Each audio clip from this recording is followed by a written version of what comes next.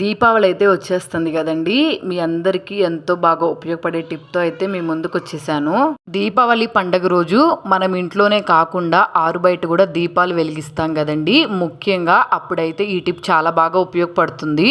మనం బయట దీపాలు వెలిగించి పెట్టామంటే గాలికి కొండెక్కుతాయి కదా, అలాగా కొండెక్కకుండా ఉండాలంటే ఒకసారి ఈ టిప్ని ఫాలో అవ్వండి. మనము దీపాలు పెట్టుకునేటప్పుడు ఒత్తులైతే వేసుకుంటాం కదండి. అందులో ఆ ఒత్తులు వేసేటప్పుడు ప్రతి దానికి నేను చూపిస్తున్నట్టు నెయిల్ పాలిష్ ఉంటుంది కదా, నెయిల్ పాలిష్ అయితే 2 సైడ్లు బాగా అంటేటట్టయితే ఇలా రాసేసుకొని ఈ ఒత్తులు పెట్టేసుకొని ఇందులోకి నూనె వేసుకొని వెలిగించుకున్నాం అనుకోండి, ఇవైతే కొండెక్కకుండా ఉంటాయి తొందరగా గాలికి, అలాగే ఎక్కువసేపు వెలుగుతాయి.